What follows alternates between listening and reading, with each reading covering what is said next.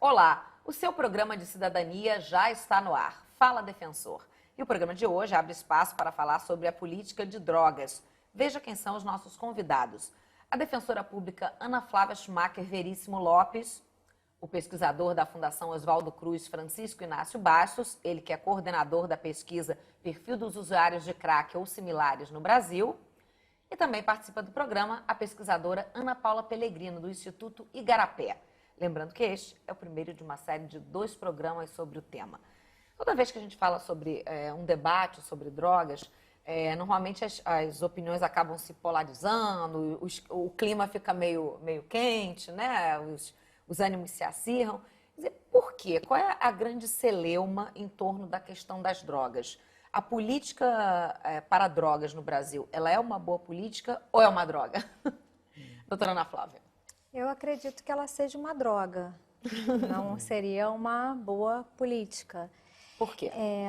Eu vou só fazer uma pequena introdução, porque eu acho importante até de ver ao ponto que a gente chegou, né, a origem, né?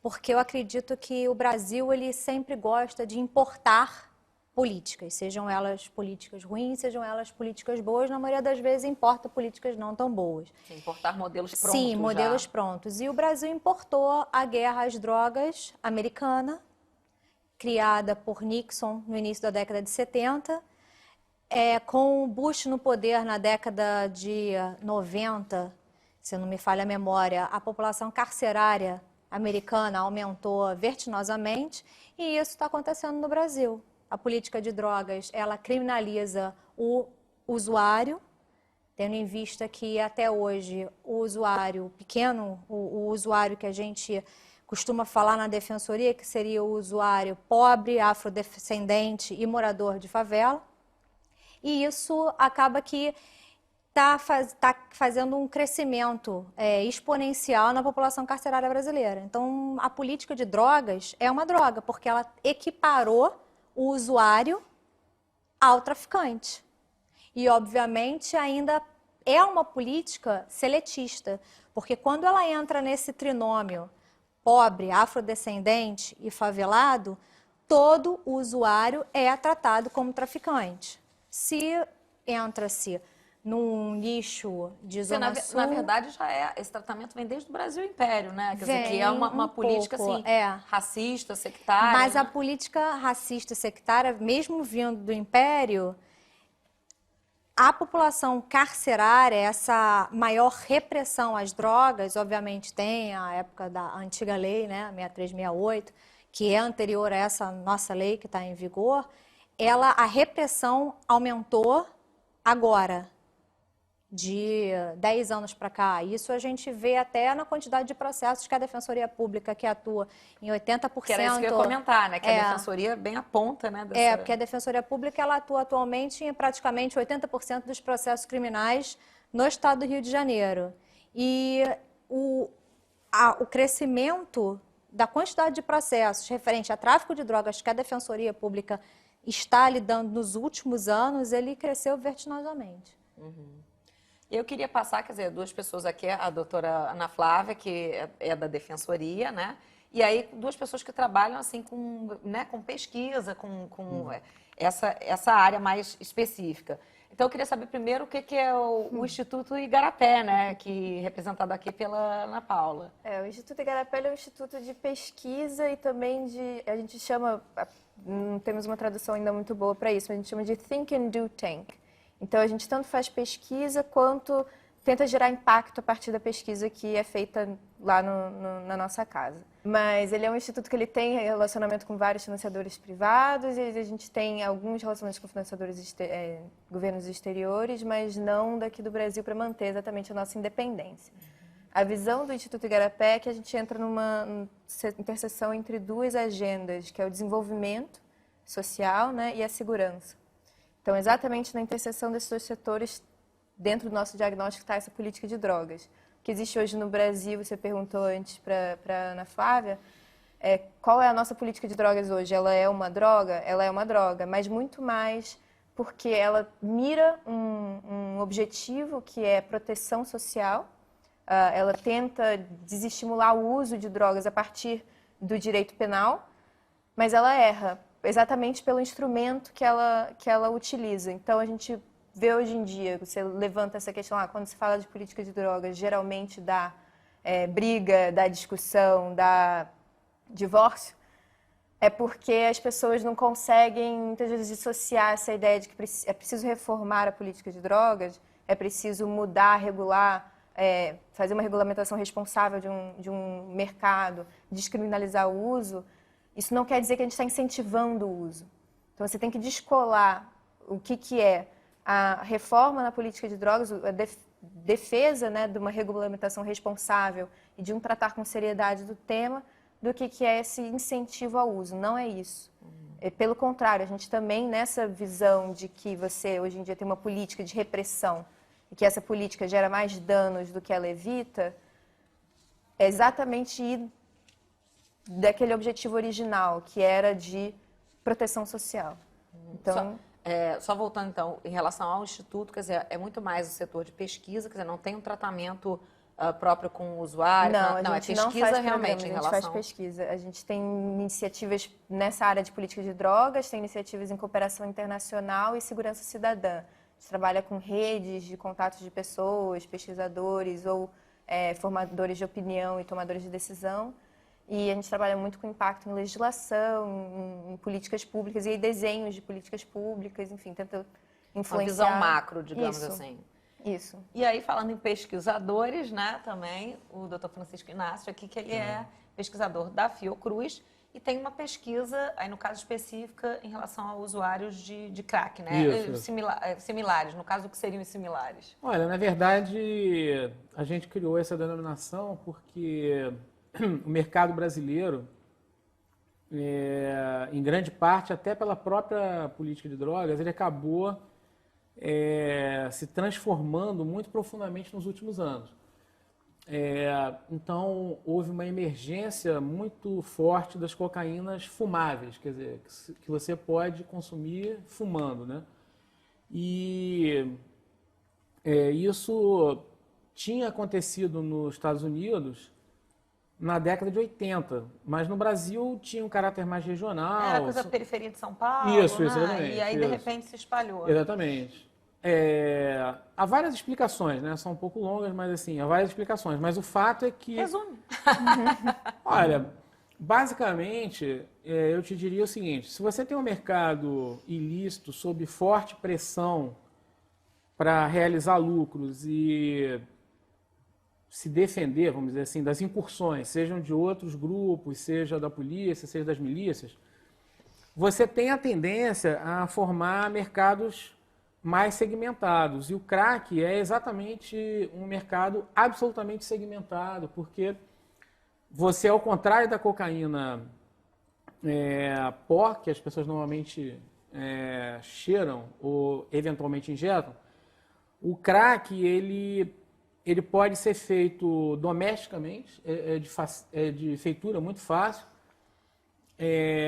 fazendo com que, na verdade, o mercado que a gente chama atacadista, né, ele seja um mercado da pasta base, e por isso é que a gente chama de crack ou similares, porque, na verdade, uma pessoa pode fumar algo derivado da própria pasta base da coca, ou derivados que no Brasil ganham nomes variados. É muito difícil saber se eles são a mesma coisa ou são outra Deve coisa. mudar de acordo com a região, né? Isso, Provavelmente. exatamente. Então, uns chamam merla, outros falam em oxi. Mas, enfim, em resumo, são cocaínas fumáveis. E a grande característica é isso, né? Que as cocaínas fumáveis, elas são muito portáveis, né? Você pode ter a unidade, é uma pequena pedra, que tem um custo unitário baixo. O mercado está inteiramente pulverizado, ele é um mercado varejista, ao contrário do mercado de produção de cocaína, que é um mercado de refino, né, de grande porte, aparece nos filmes de Hollywood, aquelas grandes operações policiais estourando um local de refino. Isso não acontece com crack, porque não é assim que o mercado de crack opera, né? Então... É mais difícil coibir, provavelmente. Ele é muito mais difícil, ele tem efeitos muito mais danosos, porque... em primeiro lugar, você tem uma absorção muito mais rápida. E uma segunda coisa é que saiu recentemente um estudo colombiano com o bazuco, que é um outro similar do crack, e a quantidade de contaminantes que tem dentro do crack, até porque ele é de fabricação artesanal, é uma coisa simplesmente impressionante. Assim, bactérias, coisas do gênero. Olha, tem de tudo. Coliformes Tem fecais, desde, essas coisas. tem desde agentes patogênicos que normalmente vão acabar sendo queimados porque a pessoa fuma, né? Mas você tem coisas que a gente não imagina, por exemplo, cafeína. Se você baixa o teor do alcaloide, né, ativo, e o pessoal complementa colocando querosene, etc e tal, mas também cafeína, porque a cafeína é um excitante, né? Então, na verdade, se você pensar bem o que uma pessoa está usando quando é dito que ela está usando crack, a única coisa que você pode dizer é o seguinte: você faz um teste lá, aí sério, a justiça vai dizer, bom, tem X% de crack e por isso essa pessoa vai ser apenada ou sei lá, qualquer outra coisa. Mas os outros 70% drogas. é um pouco de tudo. As outras drogas, um até pouco, lícitas. Tudo tem lá dentro. Bem, a gente vai para um breve intervalo, mas Fala Defensor volta num instante, não sai daí. Estamos de volta hoje com o tema política de drogas. E já que estamos falando sobre isso, eu gostaria de perguntar aqui para a doutora Ana Flávia, porque recentemente aqui na Defensoria do Rio de Janeiro houve um debate exatamente falando sobre política de drogas, sobre o proibicionismo e seus efeitos. Então eu queria que ela contasse um pouco para a gente como é que foi esse debate, quer dizer, a propósito do que a Defensoria resolveu debater esse assunto. Foi um evento informal, aberto a todo o público, não só aos defensores públicos. O Francisco Inácio estava presente, recebemos defensores públicos para falar, e inclusive pessoas da sociedade civil, e para justamente colocar diversos pontos de vista sobre o que essa política proibicionista causa e pontuar, não soluções, né, mas colocar o que seria, alguns caminhos que poderiam ser tomados. E, inclusive, foi pontuado que muitas drogas lícitas hoje em dia causam muito mais mal do que as drogas ilícitas. E eu acredito que esse debate ele foi gerado e foi fomentado, né, pela Defensoria Pública, justamente pela nova abordagem que a instituição está pretendendo ter com relação a combater essa política proibicionista. Recentemente, houve uma orientação institucional para que todos os defensores públicos suscitassem incidentalmente dentro dos processos a inconstitucionalidade do artigo 28 da Lei de Drogas, que é o artigo do usuário, né, de drogas, que criminaliza a conduta do usuário. E mais ainda, em breve será impetrado um habeas corpus coletivo, que está sendo elaborado pelo Grupo de Política de Drogas da Defensoria Pública, que eu faço parte. Seria um habeas corpus coletivo para impedir qualquer prisão no estado do Rio de Janeiro do usuário de drogas. Então, eu acredito que... E a ideia é que isso seja impetrado quando? Agora, em breve, eu não tenho exatamente como precisar a data, porque está sendo elaborado com estudos, mas eu acredito que é um novo viés, e a Defensoria Pública, que está junto da sociedade civil, está seguindo os anseios da sociedade civil atual, que é fomentar o discurso antiproibicionista, para que a gente possa, num futuro, se a gente que eu falo seria a sociedade como um todo, né, conseguir a declaração, conseguir não, né, se for declarado inconstitucional o artigo 28 da Lei de Drogas, conseguir fomentar o debate e parceiros da sociedade conseguir avançar para uma discussão maior com relação à legalização das drogas. E o doutor Francisco Inácio, que participou também, né, deste evento justamente na Defensoria daqui do Rio de Janeiro, qual foi, quer dizer, o mote básico, qual a sua percepção maior desse debate, né? Que políticas a gente pode dizer que seriam mais adequadas, pelo menos do que foi dito nesse evento, e quais já estariam obsoletas?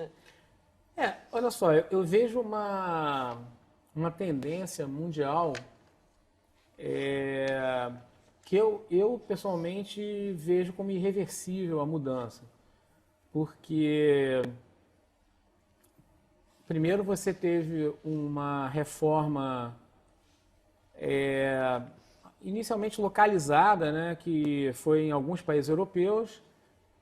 A gente já tem o exemplo inicial da Holanda, depois Portugal fez toda uma reformulação na sua legislação. Depois você teve uma reformulação ligada à questão da maconha medicinal, primeiro nos Estados Unidos e em alguns países da Europa. Agora chegou ao Brasil, muito recente, né, em relação a uma única substância, que é o canabidiol. E em 2016, a gente vai ter uma coisa que é muito rara no nível mais alto, né, de decisão, que é o que a gente chama UNGAS, que é a Assembleia das Nações Sessão Unidas. especial da Assembleia Uma sessão Geral. especial das Nações Unidas, né, é uma coisa é a cúpula das decisões internacionais. Então, isso vai acontecer em 2016.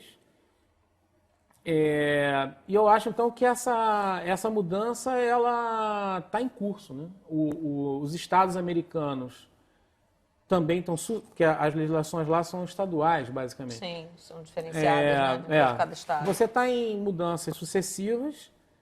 Não sei se isso vai ou não chegar à Suprema Corte americana, mas aparentemente a gente vai ter daqui a pouco tempo uma decisão na Suprema Corte brasileira, né, no caso do STF. Pois é, isso que eu ia falar aqui no Brasil.